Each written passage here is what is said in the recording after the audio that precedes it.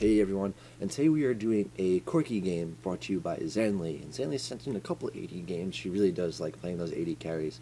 But we're going to be seeing an interesting game because not only is it with the Blitzcrank, which Blitzcrank's a very popular support right now, she goes for a very interesting build, and I do think that that's actually what holds her back. Generally, it's like there's a bad play, something like that.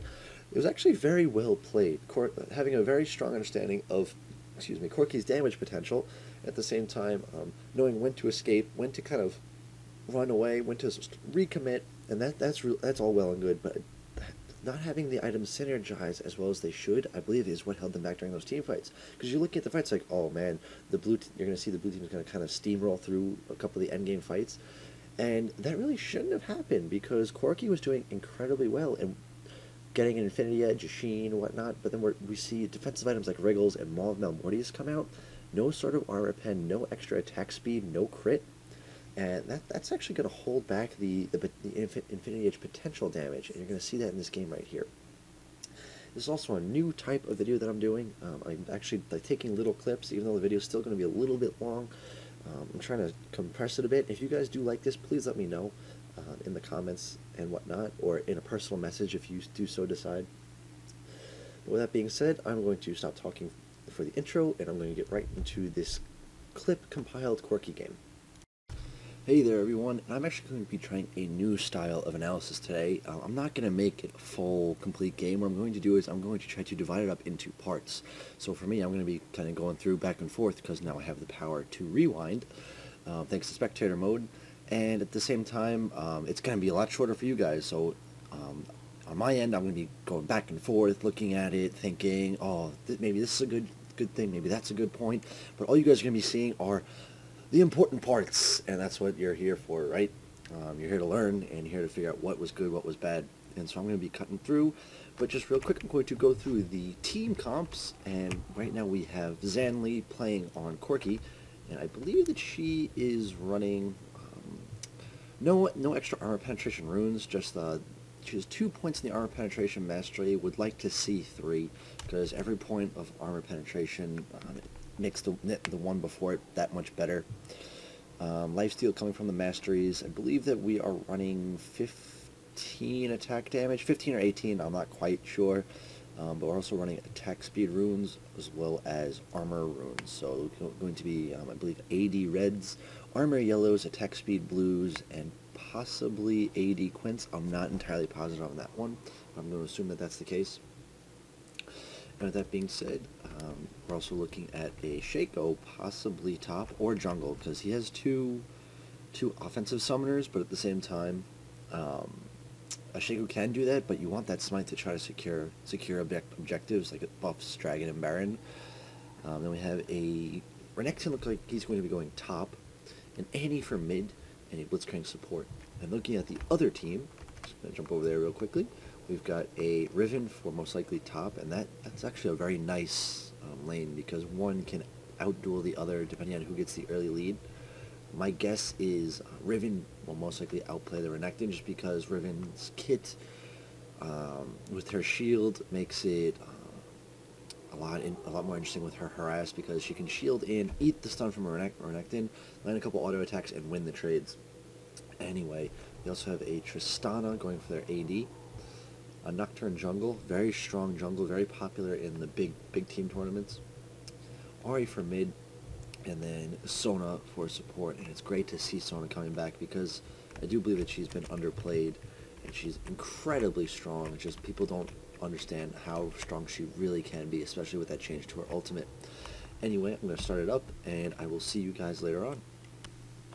Alright, so now one of the first things we're going to be seeing here is an invade from the purple team, and in terms of invading, it's rather interesting because, look, we have 4 people grouped up here, but then Shaco blindly running in. When you invade, actually, I do think my sensitivity too high, but when you invade, you want to make sure you go in as 5 because Shaco went in with only his box. If you look down here, he only had his Jack in the box, so he had no way to escape, especially without flash, and he just handed over a first blood. When you invade, you want to be running together, unless you can guarantee that you have some sort of CC. Then Blitz managed to land a really nice pull here. And then you see Corki cleaning up right there. Corki without taking any sort of abilities, but grabbing Gatling gun first. That may have been a mistake.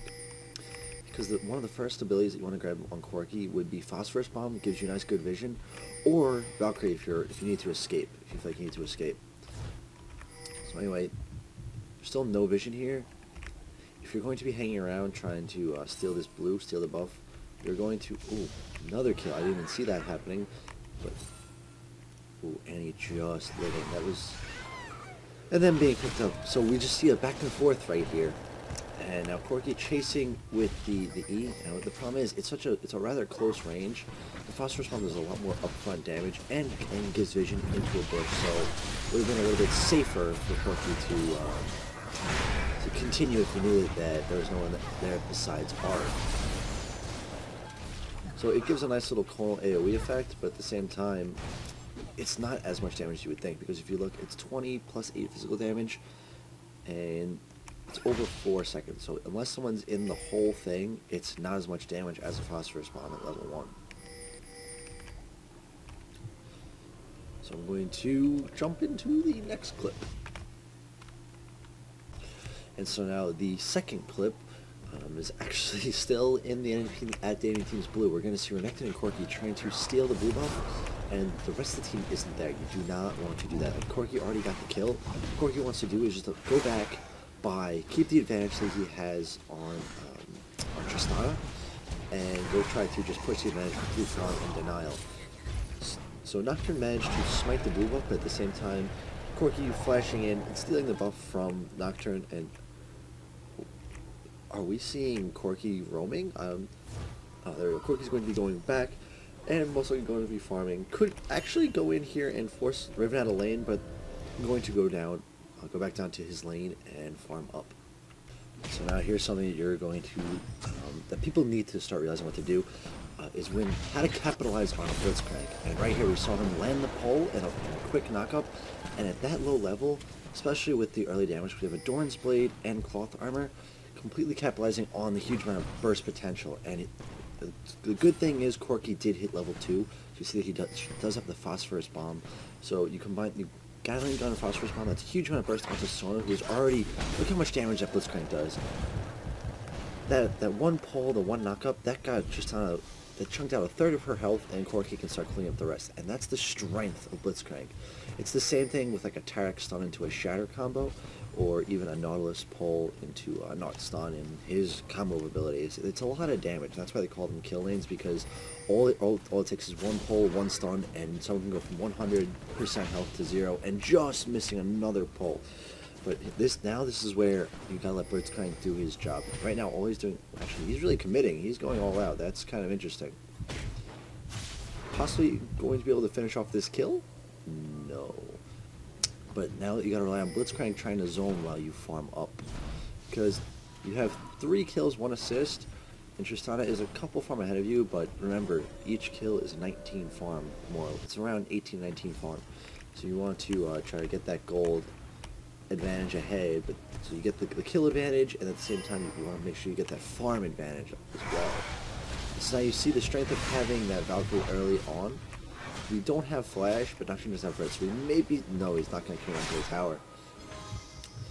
So early on, that's why you want to get that Phosphorus Bomb or that Valkyrie early on, and kind of ignore the Gatling Gun initially. I am pausing and doing a clip right here, because looking at the gold right now, we're looking at 1,290 gold. And just looking at Tristana, she has 27 farm compared to Corki's 21. Corki having 4 kills, 1 assist. And one thing you want to notice is, actually, Sona did just die. She just res, so Corki did manage to nab another kill. But at the same time, Tristana still hasn't bought, so it's not like you're waiting. You need to push your advantage more. She's still only on boots and a health pot. What you really need to focus on doing is trying to deny as much farm to Tristana as you can. The more farm you deny, the longer it's going to take for her to get that late game state, provided she does not get fed by the rest of your team. So you just want to sit there, Blitzcrank go by, that's fine, but you want to sit there and just keep farming. You want to keep getting 1 for 1, maybe even trying to deny her a couple bits of farm, because you have that armor, so you can actually trade effectively, provided that she doesn't get off her abilities on you, because her early game damage is actually heavily magic between the rocket jump and the explosive shot. You're going to see these max first in lane, because they're just so much more damage than auto attacks. or her attack speed, her rapid fire. So you're going to see her get pretty much go back and forth, EW, EW, EW, and then pick up her ultimate. So she can essentially or W, E, or EW onto you, get a couple auto attacks, and then ultimate, and you will just die off in the distance with her barely taking any damage. And that's the strength of Tristana early on. So as Corki, having a couple kills in early on, having that armor, a little bit of extra health along with attack damage, you can easily just sit there, poke, poke, poke, poke, maybe get off an auto attack, phosphorus bomb, auto attack, and that's it. That's a huge amount of chunk damage, especially with Corki's true damage, which I believe is 10% of his attack damage. 10% of his attack damage deals true damage, and that's nothing to scoff at, because later on in the game, once you have like 300 AD combined with the Sheen, you're going to be seeing an extra 50 true damage per auto attack, and that's really, really nice. So anyway, we're going to continue on. Alright, so this clip's going to be a little bit on the long side, so I'm going to speed through it. But we're going to see Tristana and Sona start to push this lane up, and that's what you really want in a Blitzcrank lane, because Blitzcrank can pull into the tower, and it gives that other team a long way to run. If you look all that distance to the tower, it's really hard to escape without blowing a summoner. So we're going to see Blitzcrank be super aggressive, no wards in either bush here.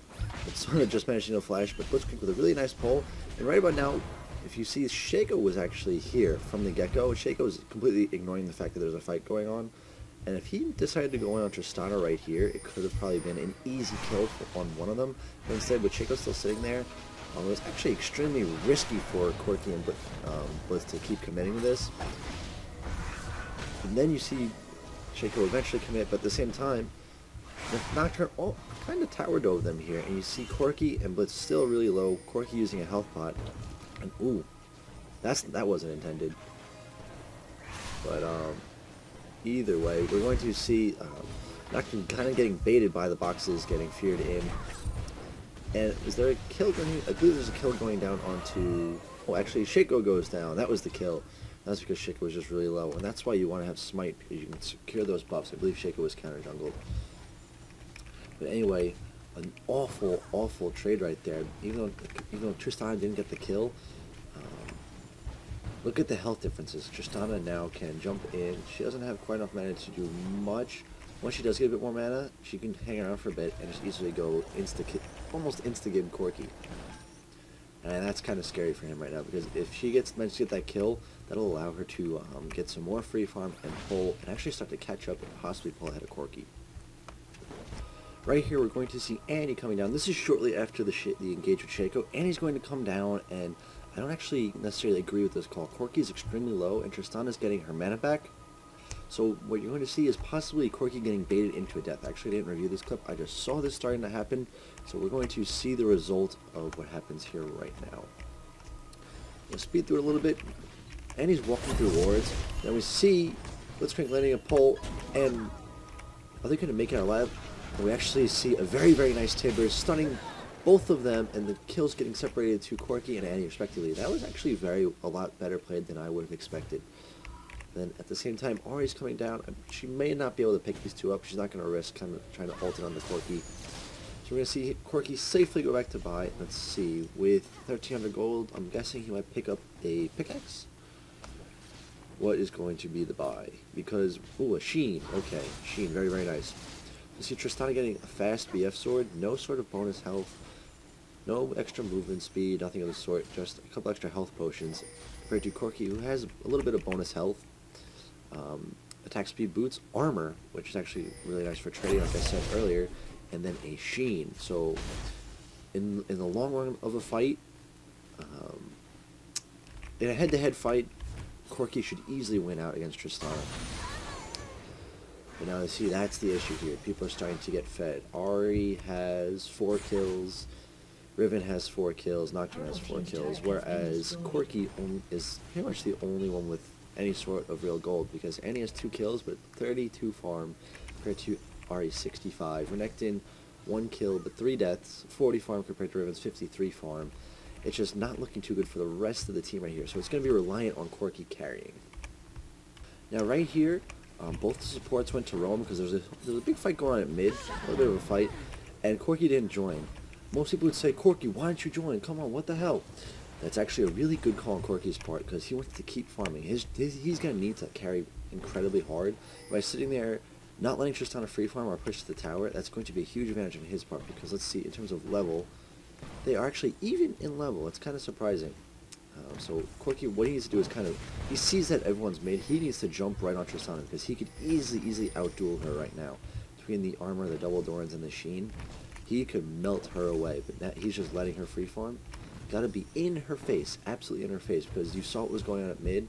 Look at one auto attack taking out 200 of her health. That's nothing to scoff at. It's not just what I was saying before. We got Corki kind of running up, trying to counter gank, and actually getting Sona to use her ultimate. Even though that was great that Sona used her ultimate and whatnot, Corki still needs to sit bottom. I don't care about this tower. You don't care about what they're doing. You need to care about what she's doing, and she is getting free farm now. She's pushing into the tower, and what you really need to do is you need to push into her tower right here, because even though she has that BF sword, she kind of inherently lowers creep to the point where they will start to fall to the tower one by one. And that's where she loses farm. That's how you push an advantage against Tristana. You push the creep into the tower, and her explosive shot will kind of get certain creep lower, and she'll miss out on a last hit or two. And over the course of the game, 1 or 2 last hits adds up to 10, 20, 25, and that's when you start to see advantages being gained. 1 or 2 is like, oh, it's not a big deal. I lost 1, maybe 2. I don't really care. And you start to see, oh, I'm behind 20, 25, 30. I'm behind a lot of gold now.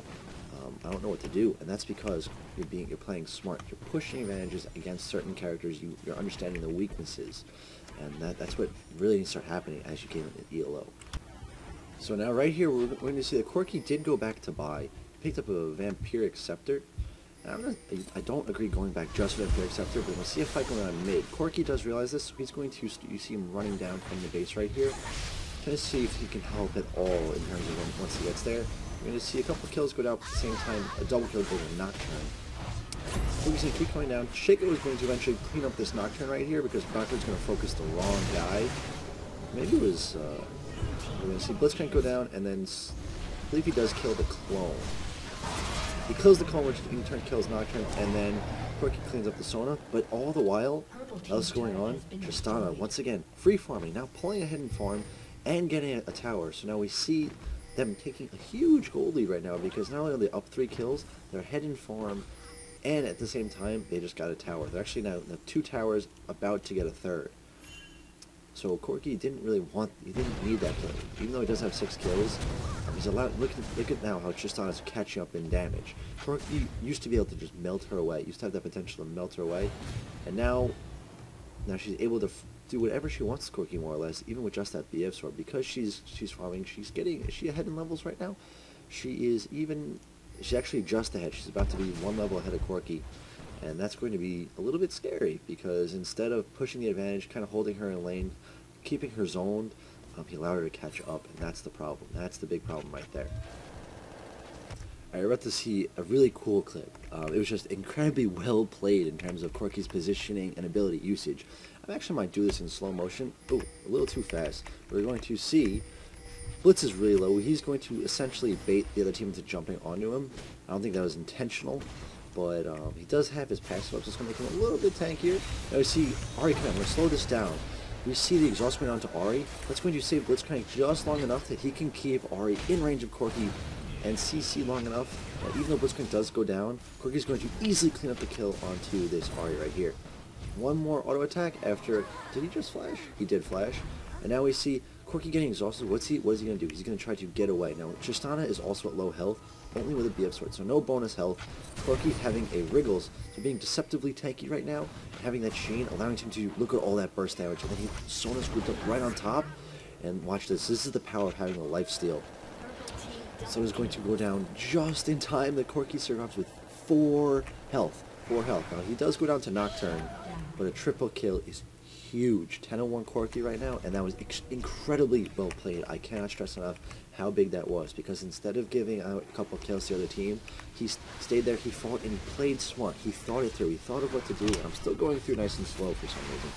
But he played it through very smart, and I don't know the outcome of this game, but that could turn the tide in their favor, because now we have Corki with a Sheen, not building towards a Triforce, which is actually really interesting. A Wriggles and a BF Sword, so that Wriggles is actually a really, really smart buy. 80 stopped buying it, but Corki's kind of been on his own for a while, and no sort of sustain at the moment.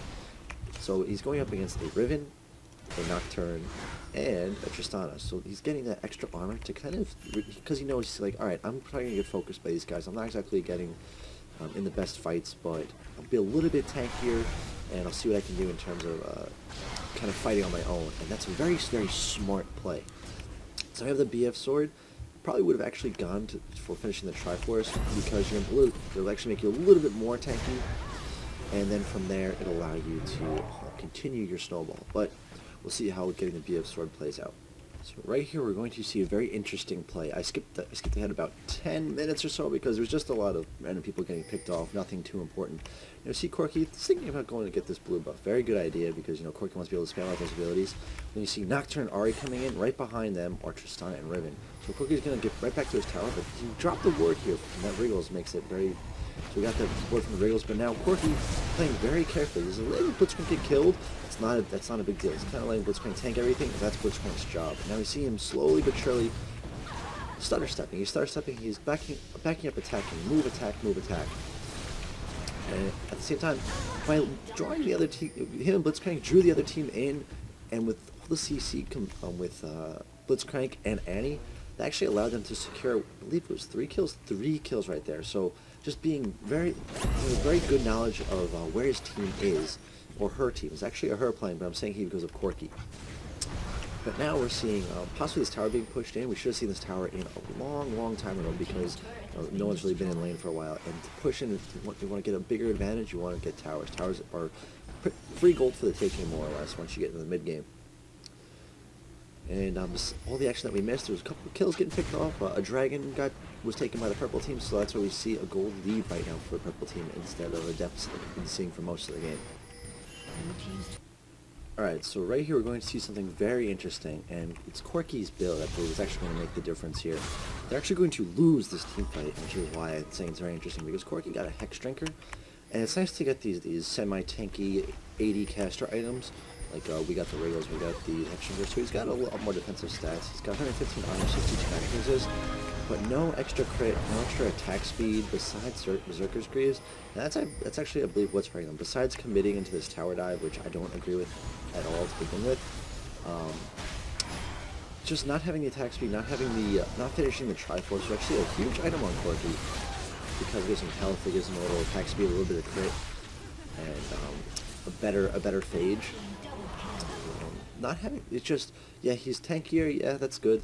He's attacking relatively slow, 1.1 attack speed compared to Tristana right now, 1.2, but with her rapid fire, I believe it goes up to about 1.7. That's actually going to make a pretty huge difference. At the same time, Corki can kind of sit here and take the dragon if he wanted, but, you know, having vision here, realizing that people are coming, smart play to get out. But I do believe that team might could have gone a lot more different if, let's say, we had either a Trinity Force or even like just a Zeal or Phantom Dancer completed, because a lot more attack speed, a lot more crit, making the the Infinity Edge scale a lot more, because items synergize together, and the more you get items to synergize, the more your gold is worth, the more damage you're actually going to do. So we see now just people, this is entirely important, we just see people getting caught tower diving. Kind of, this is a little silly in terms of Ahri on the blue team. Letting Corki pull ahead even further, 15-2. Corki is over 4,000 rated by Tristana, so that's just deadly.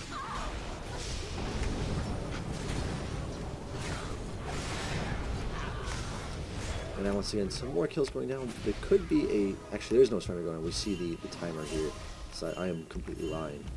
But I would think that the other team might want to surrender after seeing Corki being that fed 16-2.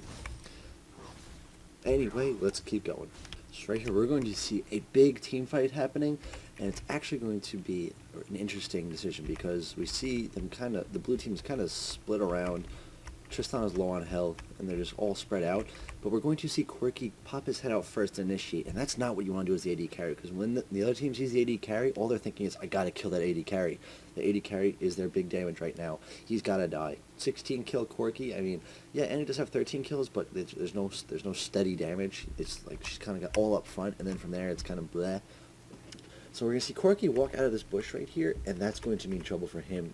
What you want to do as AD carry is kind of sit back. You want to wait for the team fight to get going, so then they don't notice you. They don't notice you right off the bat, so you can sit there. You just kind of sit there and be a turret. You just kind of fire for your abilities and target whoever you want, and then eventually they realize, oh crap, he's kind of destroying us. By then it's too late. So here we go. We're going to start it up. We're going to see Doctor's going to, or actually Riven's going to charge in here, and Corki's just going to immediately poke his head out. And then from there, because he's just going to get melted down. Riven did a nice bit of damage. Tristan did a huge bit of damage, and then Ori also melted him away. And let's see, who does this fight go in favor of? I do believe it was the blue team. Possibly? No, it actually looks like the purple team takes this fight just barely. Possibly getting the Sona as well. Alright, so I do believe that if Corki just kind of sat back just a little bit, just sat in this bush a little bit longer while Riven got stunned by either Annie or Renekton, he could have been alive and made this team fight go a lot better. And then, actually, it was a very smart move because Corki used his Valkyrie to kind of go back. He went back here a little bit. Actually, he was right here, and he went back in here and into this bush. Actually, may have been a better call once Riven came in. Actually, jump up here because once you're on the high ground, they do have a ward here and a ward here. But there's no vision in this little area, so you jump up on the high ground, they can't see you, and you sit here as a turret and start picking off kills. But anyway, inhibitor going down. Once again, I believe they already got this once before. And we may be seeing Renekton going down. Yes, Renekton goes down. Right here we're going to see something very troubling, because look, first off, I'm going to state the build again. We have no extra attack speed or crit. We only have attack speed from the Berserker's Greaves and the crit from the Infinity Edge, so not scaling that Infinity Edge as well as we should be, and at the same time we're also severely lacking armor penetration, whereas Riven has Thornmail, Nocturne has a Chain Vest and a Wriggles Lantern, Sona even grabbing a Chain Vest, so a lot of armor being out on this team right here. Riven also having a Wriggles Lantern, so yeah, ton of armor going out, a lot of defenses, and there's nothing that Corki can do to really peel through that. He's got some magic resist, he's got a Maw, which is more of a bruiser item, and also getting a Catalyst, which is my guess is going to be going into a Banshee's Veil, which is a good choice on an AD carry, but not having the Trinity Force completed, no Phantom Dancer, no Last Whisper, and that's really going to hurt right here. So we got Shaco, who can escape. He's got Boots 5 and his Stealth, but that leaves Corki right out in the open. Now we see, look at the position of this team. We've got Riven, Tristana, Ahri, and Sona all within a flash ult distance, but let's see who has their flash. Tristana can jump in, and then Nocturne can also ult in. And who's in range for this purple team? Well, Shaco, Corki, and then Annie, who's at half health. Renekton, who's kind of running in, but relatively worthless on damage. And then their big CC, all the way back here. Just watch how this pans out.